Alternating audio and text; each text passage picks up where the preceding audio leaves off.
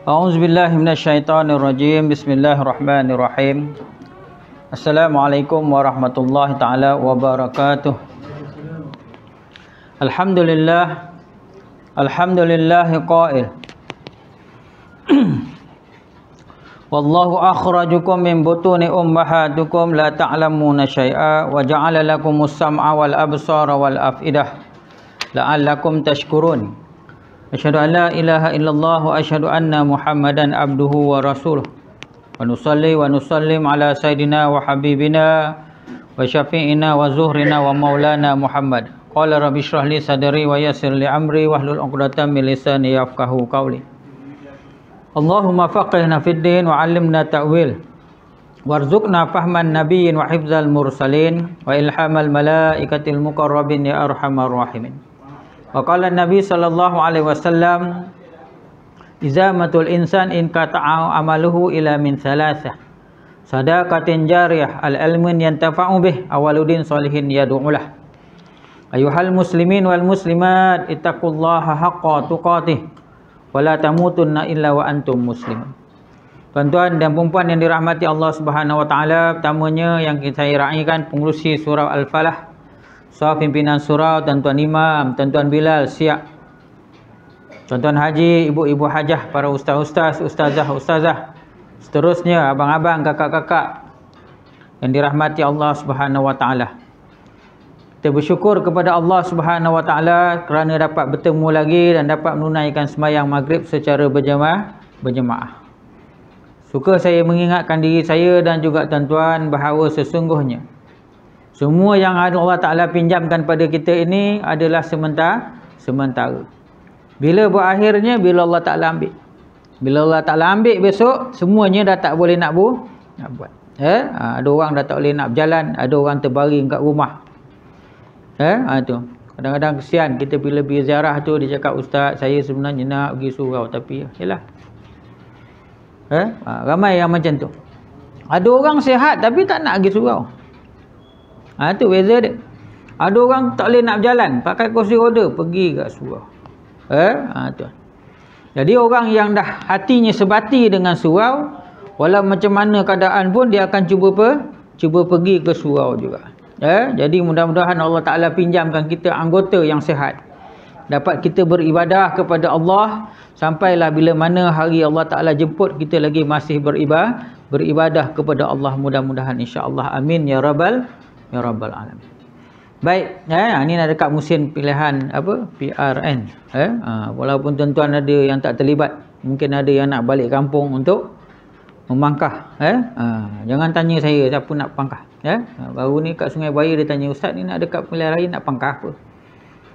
Kita dah lama mangkah dah. Dah lali dah. Kalau tak tahu juga nak pangkah apa, sembahyang solat istiharah lah. Sembahyang solat istiharah. Sujud tu doa lah, ya Allah ya Tuhanku, aku ni nak memangkah, mana yang aku nak pilih, biru ke merah ke hijau ke apa ke. Mudah-mudahan Allah Ta'ala bagi petunjuk pada yang nak memangkah. Pada yang nak memegang jawatan, kena ingatlah, jawatan itu adalah satu amanah.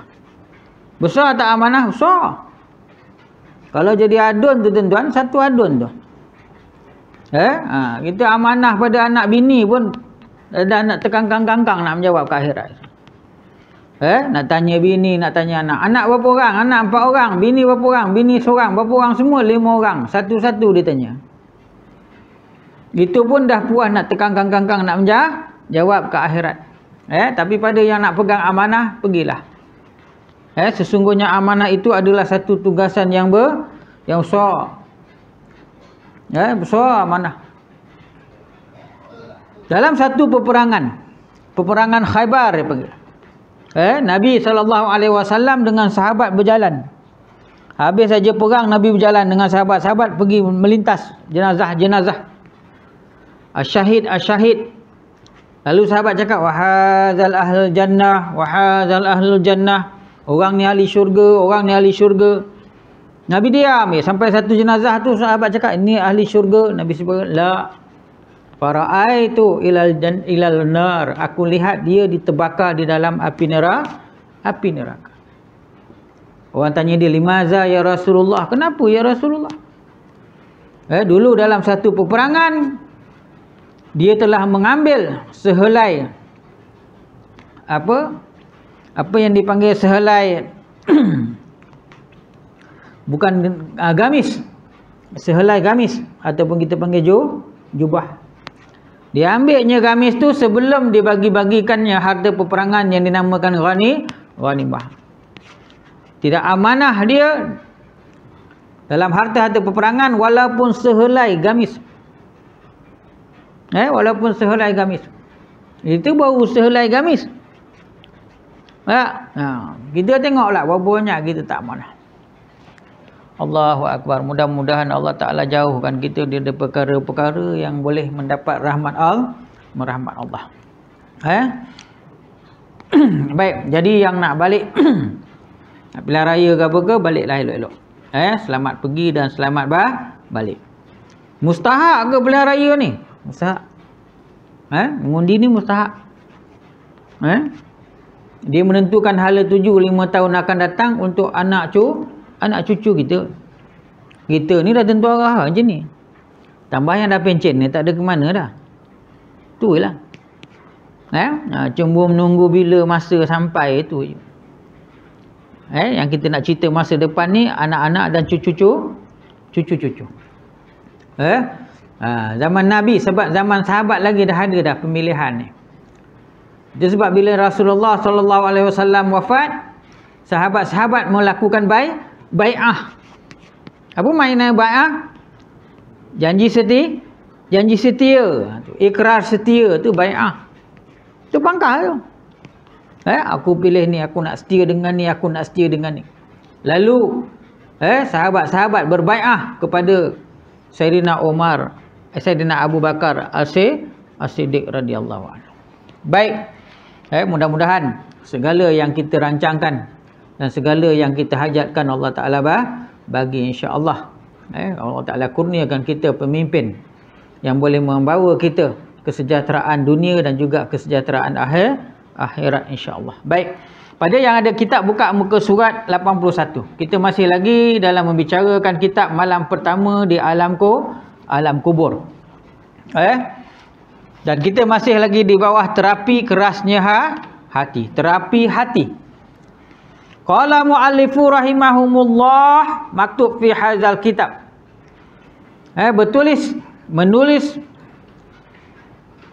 Penulis kitab di dalam kitab ini terapi kerasnya hati. Yang pertama tadi disebut membaca Al-Quran. Yang membaca Quran. Yang kedua disebut apa? Merendahkan diri dan menangis di hadapan Allah. Baca Quran, merendah diri dan menangis di hadapan Allah. Merendah diri ni bukan payah, bukan senang nak buat, tuan-tuan. Kadang mulut dia cakap merendah diri. Tapi kita ni kadang-kadang meninggi diri. Tu. Dan menangis di hadapan Allah. Menangis di hadapan Allah, mengaku kesalahan dan bertaubat dan memohon ampun dan maaf di hadapan Allah. Terutamanya di waktu malam. Saya dah selalu sebut, tuan-tuan. Kalau ada tuan-tuan apa nak hajat pun malam. Buat sembahyang hajat, lepas sembahyang tahajud tu buat solat hajat. Sujud yang terakhir tu lama sikit, bernajatlah dengan Allah Ta'ala. Kemudiannya bernazarlah. Bernazar yang berat sikit. Jika nak jika berkehendakkan sesuatu, berhajat kepada sesuatu. Baik, yang ketiga menghadiri majlis-majlis ilmu yang berisi mawaidah dan zikr. Menghadiri majlis ilmu. Fazakir in nafa'ati zikra. Sesungguhnya mudah-mudahan berilah peringatan, mudah-mudahan ada manfaatnya pada peringatan tersebut. Baik, dan yang keempat malam ni, tuan-tuan, disebut terapi kerasnya hati. Yang keempat ialah zikrul maut. Apa makna zikrul? Zikir ni apa? Zikir ni makna diingat. Zikrullah Ingat Allah lah. Kalau dia sebut zikrul maut, maknanya mengingati mati. Penulis ni cakap salah satu perkara ataupun benda yang boleh mendekatkan kita kepada Allah, melembutkan hati yang keras, ialah mengingati mati.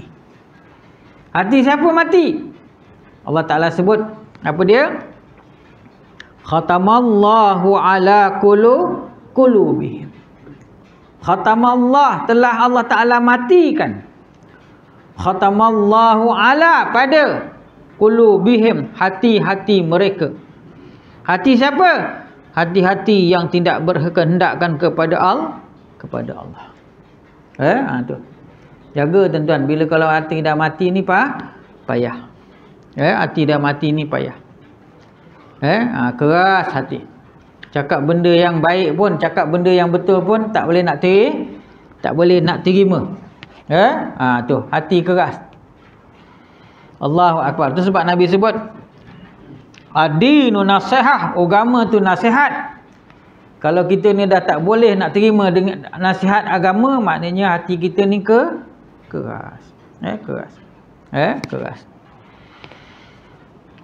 Perbanyakkanlah mengingat kematian yang menjadi pemusnah bagi kenikmatan. Penulis ni cakap, banyakkanlah ingatkan mati. Ada orang tak suka tu, sikit cerita mati. Asal datang cerita mati, habis nak cerita apa? Agama ni tuan-tuan benda yang sama, diulang-ulang. Agama. Asyik-asyik belajar bab taharah, habis nak belajar apa? Kalau dah tuan-tuan belajar bab fiqh mesti bermula dengan taharah. Taharah. Kita ni sebenarnya beruntung tuan-tuan. Kalau tuan-tuan duduk kampung, tuan-tuan tahulah. Orang kampung nak ada mengaji payah.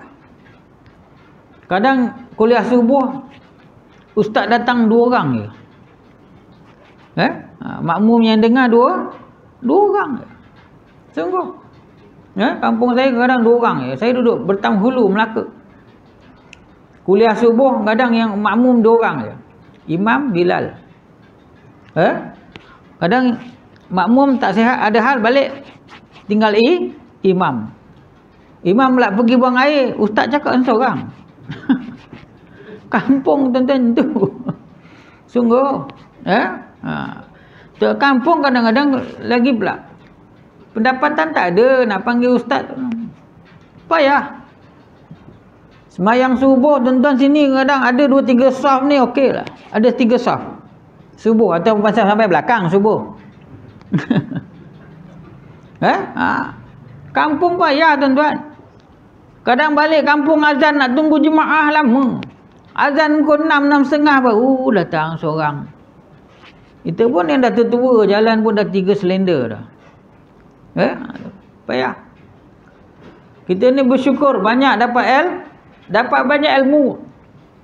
Setidak-tidaknya kan Nabi sebut, jadilah orang yang mengajar. Kalau tidak, jadilah orang yang belajar. Kalau tidak, jadilah orang yang mendengar. Yang tak ada kitab ni mendengarlah. Yang keempat, kalau tak jadi orang yang mendengar, jadilah orang yang cintakan agama, ilmu. Jangan jadi yang kelima, mengajar tidak, belajar tidak, mendengar tidak, suka pun tidak, malahan benci. Memekak ya ustaz ni ada. Allahu akbar. Macam manalah tuan-tuan dia sebab saya baru ni saya pergi ziarah kawan saya. Kawan saya. Kita kena ada satu sikap boleh menerima, memberi orang peluang. Kawan saya ni tuan-tuan, dia baru keluar penjara 13 tahun duduk penjara. Patutnya 18 tahun. Rupanya setiap 4 tahun masuk penjara, dia ada satu lembaga penilaian. Kalau elok, dia kurangkan jumlah kita masuk penjara. Dia masuk Sungai Buloh, masuk Kajang, dan terakhir sekali Melaka. Melaka paling lama 8 tahun. Melaka, kalau orang Melaka tahulah. Melaka penjara dia dekat Terendak Camp. Sungai Udang. Arwah ayah saya dulu ngajar situ agama situ. Dia cakap, tuan-tuan, dalam tu yang paling ramai Melayu. Mana-mana penjara pun Melayu. Dan kebanyakan orang yang masuk dalam penjara ni, bila dia duduk dalam penjara, dia bosan nak menunggu masa tu lama. Kebanyakannya yang tak mengisap dadah jadi penagih dalam. Tu. Kita bila sesuatu benda kita tak suka, kita rasa lama tak? Lama. Cuba balik kampung raya, kejap je. Kejap je dah 4 hari. Tu. Itu sebab tuan-tuan, kalau orang tak suka mengaji, orang tak suka, kita ajak dia baca Yasin, tak ni, malas. Asal lama. Padahal baca Yasin lama ke? Tak lama. Pada orang yang suka, dia tak rasa lama. Pada orang yang tak suka, dia rasa lama. Macam tu juga, mana ada orang suka duduk dalam penjara? Dia cakap yang berkuasa sekali dalam penjara tu India. Paling ramai Melayu, nombor 2 India, nombor 3 Cina, tapi paling berkuasa dalam tu India. Sebab dia orang ni ada dadah dan ada tembakau dalam tu. Macam mana dia buat masuk dalam? Ni dia sendiri cerita tuan-tuan. Dia cakap kapal. Siapa dia kapal? Warder lah.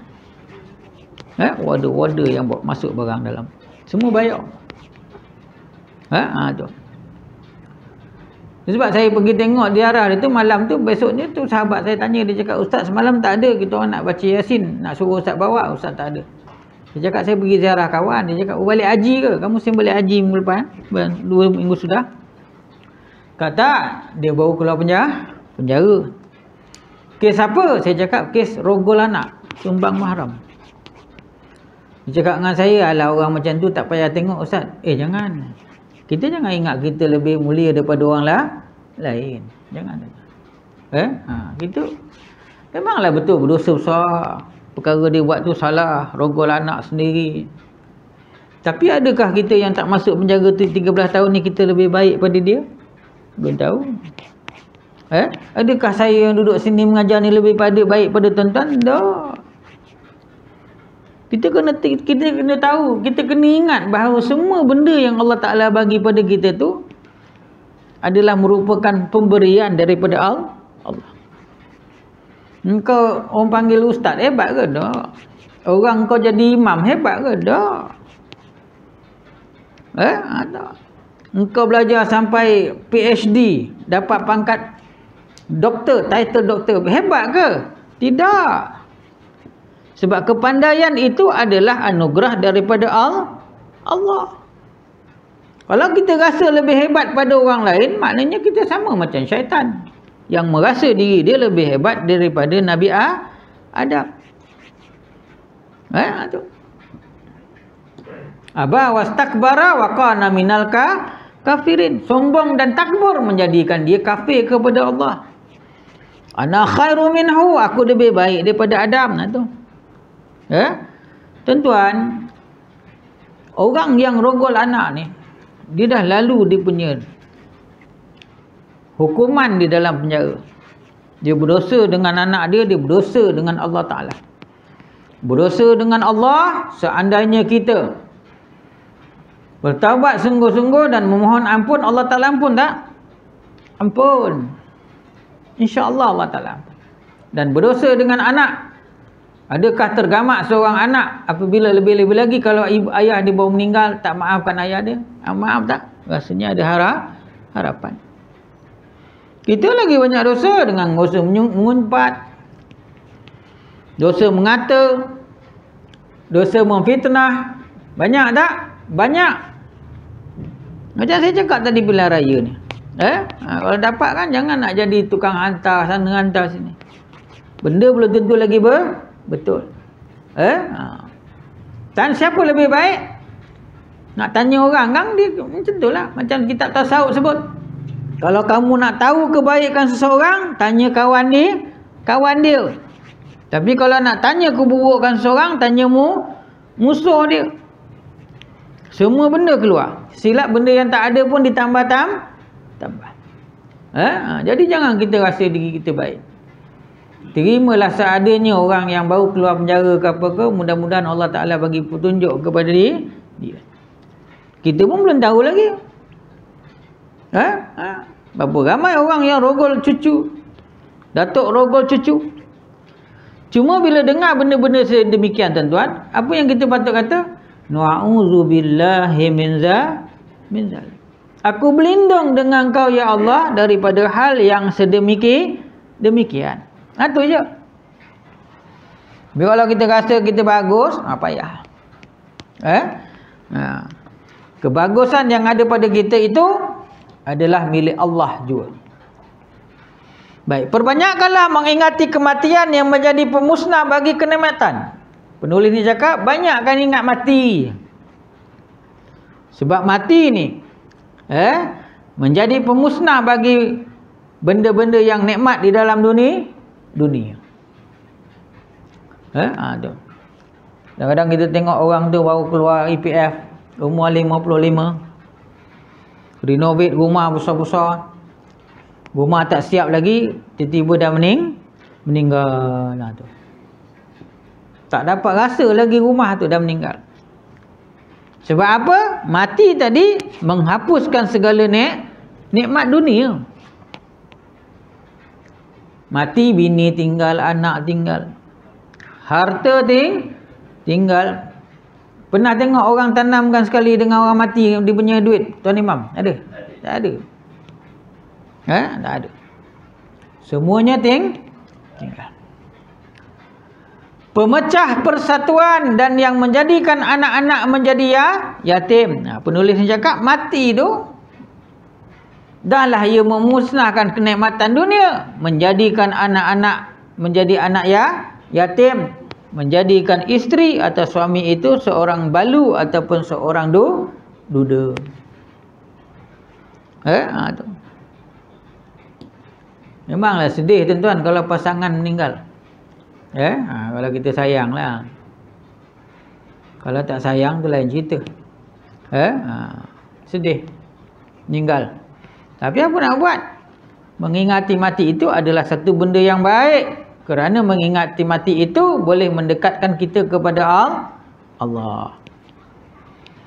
Rasulullah sallallahu alaihi wasallam selalu mewasiatkan kepada sahabatnya untuk memperbanyakkan zikrul maut. Dari Ubay bin Ka'ab radhiyallahu anhu, ia berkata, kana Rasulullah sallallahu alaihi wasallam iza zahaba sulusal lail qama faqala ya ayyuhan nas izkurullah ja'at rajifatu tatba'uha radifatu ja'al mautu bima fihi ja'al mautu bima fihi. Ketika masuk waktu sepertiga malam, Rasulullah bangun dan berkata, wahai manusia, ingatlah Allah. Telah datang tiupan pertama sangkakala yang menghancurkan alam. Diikuti ketiupan yang kedua, telah datang kematian dengan segenap kengerian. Yang dibawanya telah datang kematian dengan segenap kengerian yang dibawanya. Di ujung tu ada nombor 4 tu, apa dia kata? Diriwayatkan oleh At-Tirmizi 2457, kitab Syaifatul Al-Qiyamah, ia berkata hadis hasan lagi sahih. Hadis tadi itu hadis hasan lagi sahih. Nabi mengingatkan kita bahawa tentang kematian. Para ulama berkata zikrul maut dapat mencegah dari perbuatan maksiat, melunakkan hati, menghilangkan kecintaan terhadap dunia dan sedih terhadap musibah. Kerana kematian adalah mu'iddah, iaitu apa? Pengajaran dan peringatan pemisah manusia dari segala yang dimiliki. Penulis cakap mati ini memecahkan kita dengan benda semua yang kita miliki.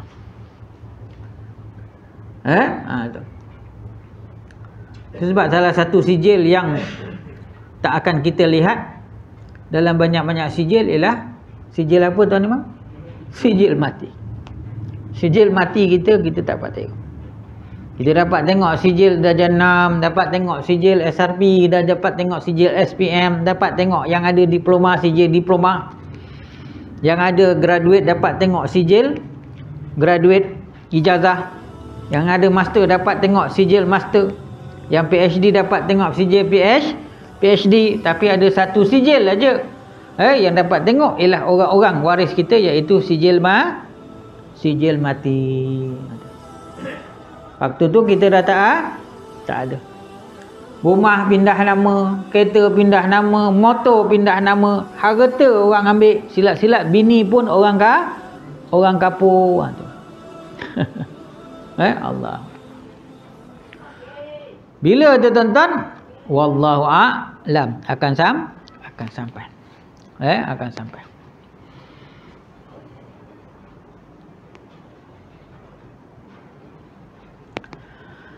Orang yang mengingati kematian dengan benar akan merasakan satu kenikmatan dan zuhud terhadap dunia.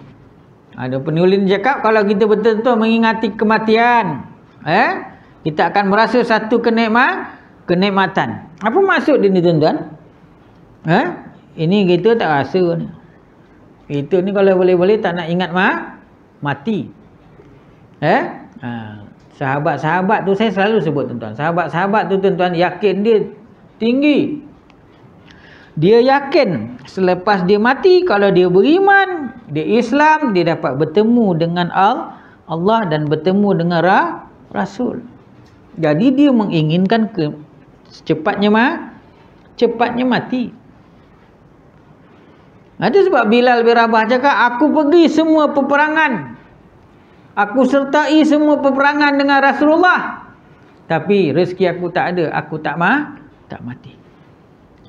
Tapi alhamdulillah, bila dia hampir mati, bini dia cakap, wahai Bilal, aku kesian tengok engkau ni dah sakarat, nak dekat mati.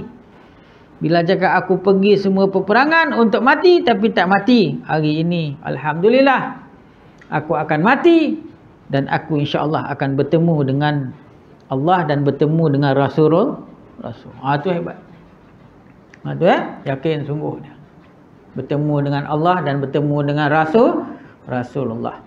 Memang dia cakap roh orang meninggal, kan disebut dalam kitab ni, roh orang meninggal tu akan dibawa ke langit. Kemudian dihimpunkan dengan orang-orang yang beriman, yang soleh sebelum ni, daripada yang dia mati-mati tu, bertemu dengan dia dan saling tanya bertanya. Roh tu, malaikat berebut-rebut membawanya ke langit, naik ke langit. Lalu ditanya, si Fulan bin Fulan macam mana? Kalau tuan imam meninggal, ditanyalah, Bilal macam mana, Siak macam mana, orang ni macam mana, pengurusi macam mana. Jadi orang yang dah meninggal tu, orang beriman tu berkata-kata di antara mereka, merasa kenikmatan dan zuhud terhadap dunia. Apa makna zuhud terhadap dunia? Zuhud terhadap dunia maknanya mengambil dunia sekadar yang perlu. Zuhud terhadap dunia. Wa mal hayatad dunya illa mata'ul ghurur, Allah Taala sebut. Wa mal, dan harta, hayatad dunya, kemewahan kehidupan dunia itu adalah palsu belaka. Kenapa Allah Taala sebut palsu? Sebab semuanya bila meninggal kita akan tinggalkan. Sebagaimana kita ketahui, kecintaan terhadap dunia adalah faktor utama yang mendorong tindakan dosa. Faktor dunia, kecintaan terhadap dunia. Matlamat tidak menghalalkan cara. Kadang kita kejar dunia tu, apa-apa pun kita sanggup buat asalkan dapat dunia. Dapat dunia. Sebab Nabi sebut, man ahabba ad-dunya adara akhirah. Siapa yang cinta kejarkan dunia akan tinggallah akhirat dia. Wa man ahabba akhiratuhu adarra dunya. Dan siapa yang mengejar akhirat, dunia akan bersimpuh dekat kaki dia. Tu. Sebagaimana kita ketahui, kecintaan terhadap dunia adalah faktor utama yang mendorong tindakan dosa. Ketergantungan terhadap dunia juga menjadi sebab mengerasnya hati. Jiwa yang kotor dan hati yang lalai memerlukan sesuatu mu'iddah, peringatan atau pengajaran dan saranan yang efektif untuk menyedarkannya. Maknanya hati yang kotor tadi kena kepada satu perkara yang boleh menyedarkan dia. Kita heran kadang-kadang tengok orang tu dia boleh zikir satu hari sampai 1,000, 2,000. Kita heran kadang-kadang orang tu boleh baca Quran satu hari sampai 1 juzuk, 2 juzuk. Kita nak baca 2 muka pun tak ada masa tu. Tu. Orang yang Allah Ta'ala bagi keringanan ni lain, tuan-tuan. Boleh bangun ke 2 pagi tiap malam. Tiap malam. Ada tak? Ada. Tu. Sebab kadang-kadang dalam grup kita tengok orang bangun pukul 5 lebih. Dia bangun pukul 5. Tapi masalah dia tu lah. Amal ni kadang-kadang kena jaga. Kalau kita tak jaga, tak dapat apa. Sudah bangun pukul 5 dah bagus, sembahyang tahajud apa semua. Pukul 5 suku dia hantar kat grup, kat WhatsApp. WhatsApp kat grup. Salam tahajud dan salam subuh. Untuk apa? Ada tak? Ada orang macam tu. Sayang. Dah bagus dah bangun pukul 5, sembahyang tahajud, sembahyang sunat hajat, sembahyang sunat tu, tasbih, baca Quran. Tapi dalam pukul 5.30 tu kan dia hantar salam. Dia hantar kat grup salam tahajud dan salam subuh. Untuk apa hantar saya tanya? Pada saya boleh mendatangkan riak. Nak menunjukkan yang aku ni dah bangun, dah sembahyang tahajud. Rosak amalan, tuan-tuan. Kan saya dah selalu sebut, bersembunyilah, berhalwatlah dengan Allah. Bangun sembahyang tahajud, dan diamlah. Bangun baca Quran, tasbih, dan diamlah. Tu pun baca Quran jangan kuat-kuat sampai orang sebelah dengar. Kuat suara Bamat baca Quran pagi-pagi. Kita beramal, tuan-tuan, kena jaga. Silap. Kalau tak jaga, amal kita tadi tak dapat.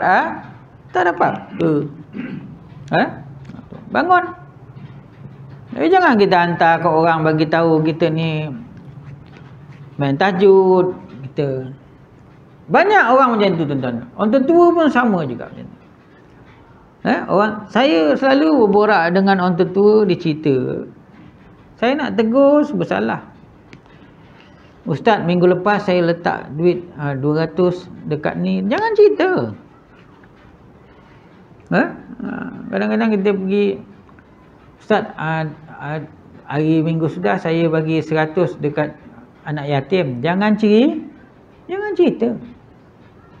Untuk apa cerita dengan saya? Syaitan memang macam tu, tuan-tuan. Orang yang tak beramal, dia cakap jangan beramal. Orang yang tak nak sedekah, dia cakap jangan sedekah. Nanti duit kau kurang, jangan sedekah. Kalau berjayalah. Bila dah bersedekah, ada lain tak cerita dia? Bila dia cakap jangan sedekah, orang lawan sedekah juga. Bila dah sedekah, apa dia cakap? Cerita dia. Cakap yang kau ni dah bersedekah. Kita pun cerita. Kalau kita bercerita tu tak ada rasa apa, tak adalah apa-apa. Tapi selalunya kalau bercerita tu rasa dengan nak menunjuk-nunjuk, hukumnya apa? Riak itu syirik. Rosak amal. Anak saya pergi Mekah, saya beli ni bagi orang miskin. Tak usah cerita. Apa amal pun, tuan-tuan. Kalau boleh, saya sebut. Kalau boleh malam Jumaat tu, kalau tuan-tuan nak bersedekah, nak buat baca Yasin ke apa ke, sedekah je. Kalau nak baca Yasin, nak bagi nama tu, terpaksalah bagi nama. Tapi kalau tak nak bagi Yasin, sedekah je. Pesan dengan orang surau tu, saya sebutlah nama siapa yang sedekah, bagi je lah. Tu. Dia berkorban kadang-kadang sampai seekor lembu. Gaya haji bila? Bulan 6. Katalah bulan 6. Bulan 10 besok dia cerita, aku tu hari korban seekor lembu aku ambil. Tak usah cerita. Tak usah cerita. Bila kita cerita, takut ada riak nak menunjuk nun.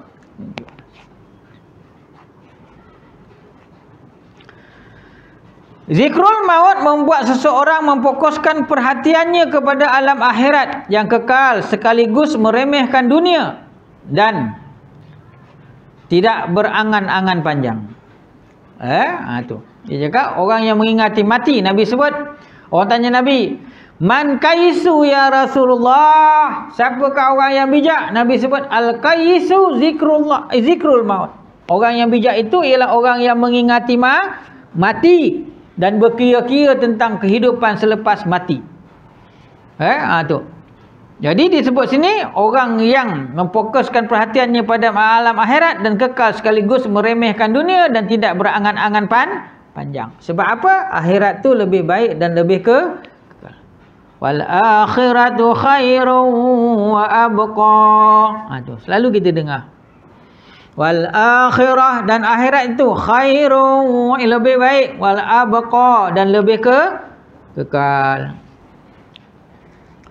Angan-angan yang panjang juga menjadi faktor utama kerasnya hati. Allah Azza wa Jalla berfirman, fatala alaihimul amadu faqasat qulubuhum. Kemudian berlalulah masa yang panjang atas mereka, lalu hati mereka menjadi keras. Surah Al-Hadid ayat 16. Zikrul maut mempunyai dampak yang efektif untuk memutuskan angan-angan. Maknanya dia mengingati mati ni adalah satu perkara yang kesan dia baik untuk memutuskan angan-angan. Ingatlah kematian, kau dapat beristirahat. Mengingat kematian pada memendekkan angan-angan. Sebab disebut orang yang mati dalam husnul khatimah, dalam kubur nanti dia akan berehat seumpama pengantin baru yang sedang tidur. Ada seorang soleh punya kebiasaan memanggil-manggil di tapal batas kota Madinah. Wahai orang yang pergi pindah, wahai orang yang pergi pindah. Ketika ia meninggal dan tak terdengar lagi suaranya, pemimpin Madinah menanyakan, ia menjawab ia telah meninggal. Tetap ada kecintaan pada orang yang berpindah dan mengingatnya sehingga mengiring unta-unta ke hadapan pintu, mengingat pengingat yang setia, yang memiliki kekuatan dan tidak goyah dengan angan-angan. Jadi disebut elok kalau ada orang yang boleh mengingatkan kita. Mati ni pun pindah juga, tuan-tuan. Mati ni berpindah daripada alam dunia kepada alam barzah. Alam barzah. Alam yang duduk di belakang dinding. Apa makna barzah? Dinding. Dinding ataupun pemisah. Pemisah. Nak balik dunia tak boleh, dah mati. Nak pergi akhirat tak boleh lagi, belum kiamat. Jadi disebut al-barzah. Baik, hari ni berapa bulan, tuan? 9.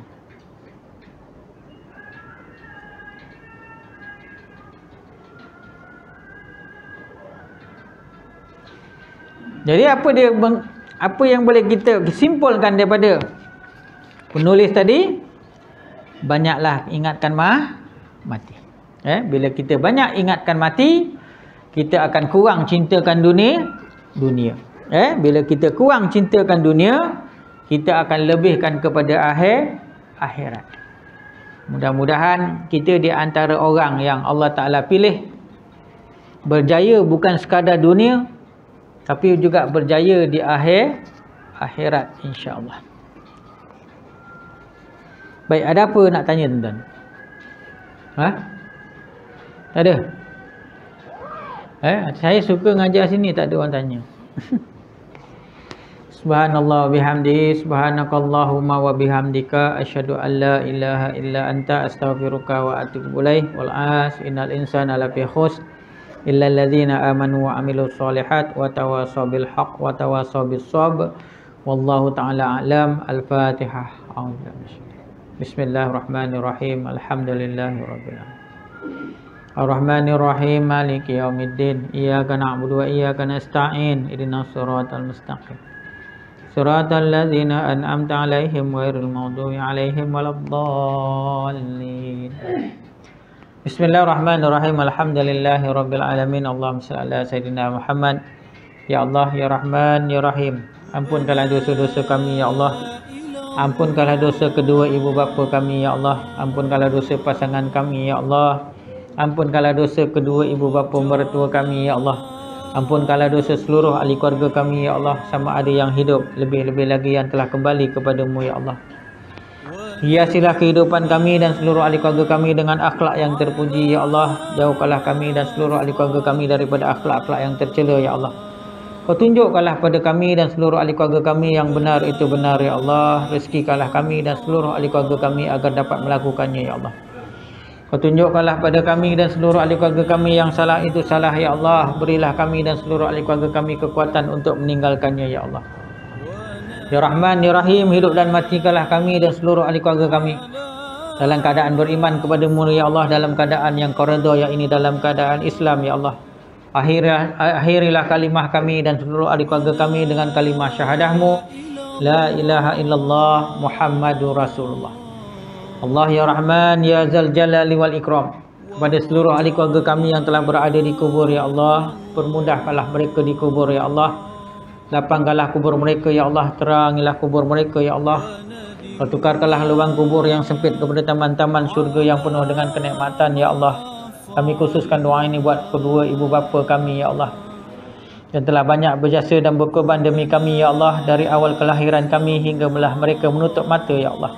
Tidak putus-putus mereka membanting tulang, memeras keringat untuk pakaian yang kami pakai, makanan yang kami makan, pelajaran yang dibekalkan kepada kami ya Allah. Begitu juga kami khususkan doa ini buat pasangan kami, anak menantu kami, ahli keluarga terdekat kami yang telah mendahului kami ya Allah. Sebagai manusia biasa, tentulah banyak salah dan silap yang mereka lakukan semasa hayat mereka ya Allah. Namun Engkaulah Tuhan yang Maha Pengampun lagi Maha Penyayang ya Allah. Ampunkanlah segala kesalahan mereka dan terimalah akan amal ibadah kebajikan yang pernah mereka lakukan semasa hayat mereka ya Allah. Himpunkanlah roh mereka di dalam gulungan orang yang beriman dan beramal soleh ya Allah. Seterusnya ke syurga lah hendaknya mereka dan juga kami ya Allah, bagi bertemu denganmu ya Allah, bagi bertemu dengan para rasulmu, terutamanya Rasulullah sallallahu alaihi wasallam, dan juga bertemu dengan seluruh ahli keluarga kami yang telah lama meninggalkan kami ya Allah. Rabbana taqabbal minna du'aana innaka antas sami'un alim wa innaka antal ghafurur rahim wa innaka antal khairur raziqin. Istajibillahumma du'ana ya Allah ya Rahman ya Rahim. Walhamdulillahirabbil alamin. Taqabbalallahu minna wa minkum.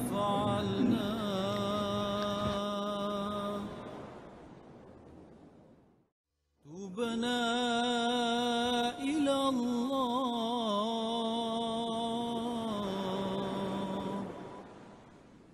wa raja'na